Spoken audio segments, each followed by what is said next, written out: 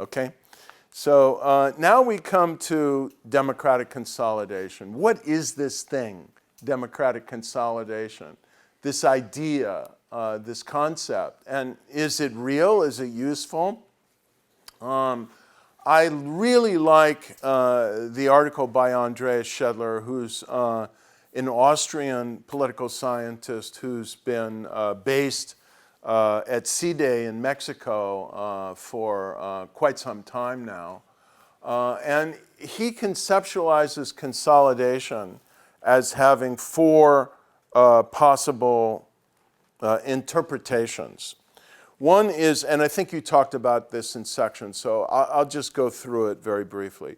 One is simply consolidation is stability, okay? Note the word encapsulated in consolidation, and I don't think it's accidental, is solid, okay? It's the process of taking a disparate set of institutions and behavioral orientations and really entrenching them in highly predictable ways. The late Turkish-born political scientist Dankwart Rustow called this habituation. And we're going to read Rustow's article on transitions to democracy later in the course. But that article on transitions to democracy was really the first argument in political science about consolidation of democracy. He didn't use the word consolidation, he used the word habituation. But it contained a lot of the same logic, of people so internalizing norms of democratic practice and belief in the legitimacy of democracy that they wouldn't think of trying to pursue any other type of political system. Okay. The second and related concept has to invoke not just democracy, but liberal democracy. So its resilience not only in terms of avoiding the loss of democracy, the breakdown of democracy, but resilience in holding on to the rich, larger architecture of democracy, all of the other features of liberal democracy, such as the quality of the rule of law, freedom of speech, the depth and vigor of civil society. It's resilience in preserving that. The third is, I personally think, not the way we should think about the word consolidation, but you can think about it as the deepening or extension of democracy, or the kind of completion of a certain trajectory of democratic development that gets you to a high-quality democracy. And the fourth gets down into the institutional pillars of democracy and talks about the consolidation of the specific institutional arrangements of democracy, of a particular party system, system of accountability, a constitutional structure, and so on. By this logic of entrenching the rules and organizations of democracy, I suppose you could even go beyond Schedler a little bit, playing with this, and argue that you could see a party system deconsolidated, there's a lot of that going on in the world, or a kind of destabilization and new loosening of the expectations and arrangements institutionally of democracy in terms of the electoral system, whether even it's presidential or parliamentary. Occasionally, not often, countries even change that. So you get change in the constitutional structure, but not abandonment of democracy. Okay, so these are basically the options. And then the question is, which is the best? That's for you to decide. You go through the course and see what you think is most useful. I will only say the following. Number one, there's no right answer to this question. Number two, it kind of depends on what you're trying to do with the concept, why you're even employing it. But number three, there is a sense, and this is where the debate has been kind of most vibrant and is now most alive today, right now, as we sit here in this room.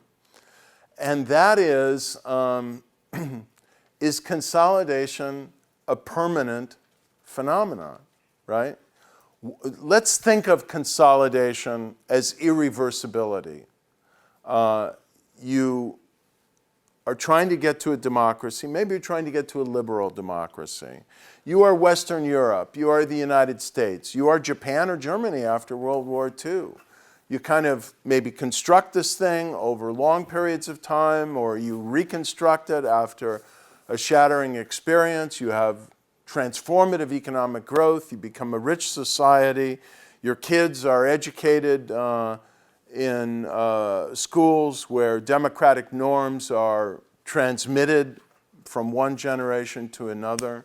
And everybody comes to take it for granted that, of course, we're a democratic society and forever will remain such. Well, forever is a long time. And so then the question is, can there be something called deconsolidation? And if consolidation is the process of making democracy stable and kind of entrenched and deeply embedded in normative expectations, then you get almost a meta-theoretical or almost philosophical, or I guess you could say conceptual debate about if it could be deconsolidated, was it ever really consolidated in the first place, and therefore is consolidation a useful term? That is a very thumbnail sketch of a very rich and complicated debate. Any questions about that before I move on? Yeah? The way I understood consolidation was that it is a constant, or that it must be something that's always constantly changing or moving. So how can it be a permanent state? Okay, that is not, I think, the predominant view in the literature, but it is certainly an interesting and I'd say even shrewd way to conceptualize consolidation. Okay. Now, just for anyone who didn't hear, the idea would be that consolidation is not a one-time process, right? It's something that is constantly evolving and working. So it's maybe not just consolidation, but reconsolidation and renewal, constant renewal. I think you're getting a little ahead of the game here. I don't say that in a critical way. I say it in a literal way, that is actually the way I think we need to view it if we want to keep our democracies. Why do I say that? You get social change, right? You get economic change, you get global change, you get new contexts.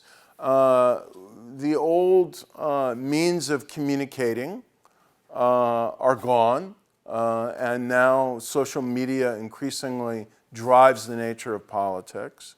The old world order is gone. First, we saw the end of the Cold War. Now I think it's increasingly obvious, we'll talk about this when we get to international factors, that we are beyond the post-Cold War era. We're in a new era of extremely powerful, ambitious, resourceful, imaginative, great power authoritarian challengers again. I'm not saying we're back to the Cold War, but we're definitely into something else. We've got a kind of new economic reality where this formula of success and expectation that economic growth would keep happening, that people's incomes would keep improving, and that life would keep getting better, that's no longer there for much of the middle and working class of the advanced industrial democracies.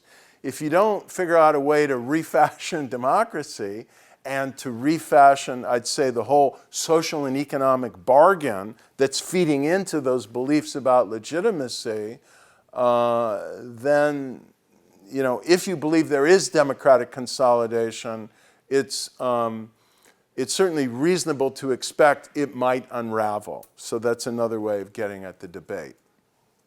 Okay, so you had a question? Yeah, just one follow-up. In the Rupnik paper, The Crisis of Liberalism, would you say that that was like an example of potentially like a failure of to consolidate democracy, or like if deconsolidation could have, like that could be conceptualized as deconsolidation? Okay, so there's a crisis of liberalism in Europe now. It's particularly a crisis in terms of democratic slippage in Central and Eastern Europe, where authoritarian populist movements are on the rise, and I'd say have pretty much taken power in 3 or 4 Central and East European states, including the largest one, Poland, and the one that's been most influential in presenting an alternative model, Hungary. So is this deconsolidation, or is it that these democracies in Central and Eastern Europe, as liberal democracies, were never consolidated in the first place? I will say, I just think that is one of the most interesting, complex, and ripe questions for intellectual analysis and debate that could be asked in this context. And I say so for a couple reasons. One is, if there was really democratic consolidation that had happened in Central and Eastern Europe, you wouldn't expect it to unravel so quickly, right? We basically thought once these countries were pulled into the European Union at the end of the 1990s, was it, or beginning of the 2000s, we had nothing more to worry about. They were part of the West, the consolidated liberal democratic West. Well, then 15 years later, turns out maybe they're not. So could it happen so quickly? I'm not going to answer that question for you. I will tell you that during the first decade of the 21st century, there was overwhelming consensus that liberal democracy was consolidated throughout most of Central and Eastern Europe, throughout most of the countries that Rupnik is writing about. Partly because the judgment was there had been deep value change, and partly because they were part of this architecture of the European Union, which was kind of freezing everything in place. And the incentive structure not to defect, so now we get to the international factor. The incentive structure not to defect from liberal democratic norms was so overwhelming that any kind of major defection seemed unthinkable. Now, something was wrong about that assumption, and it will be your mission to try and figure out what it was.